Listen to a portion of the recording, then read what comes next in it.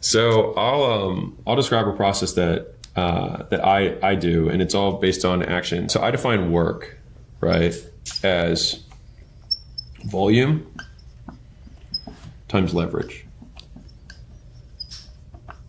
which is how much you do and how much you get for each time you do it, because that equals output.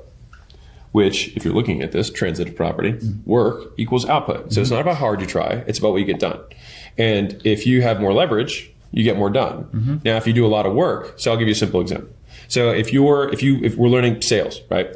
So if I start cold calling and I do 100 calls a day and I have low skill, then I will have low leverage. I'm going to get fewer appointments than somebody who makes the same amount of calls as me and has high skill. They'll book 5 times the appointments as I will. So did they work more? In my world, yes, they had higher output. And so a lot of times it's like you have to learn how to work. But the thing is that how did that guy who is good get good?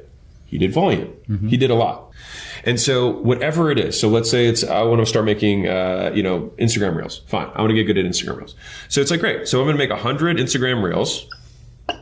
And this is the part that people don't even do this, but let's assume that you did this. Okay. So you do the 100 Instagram reels. People then say, well, I did 100 and nothing happened. It's like, okay. So then what we do is we look at our 100. Let's say this is, the 100 reels that we did. We say, what's different about these? About these top ones? These top ones did better.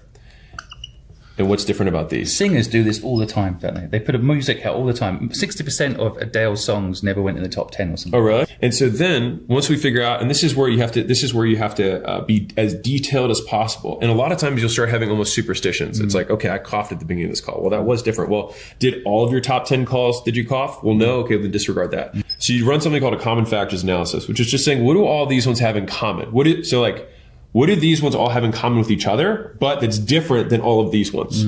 And so once we do that, we say, okay, so my next 100 that I do, I want them to look like this.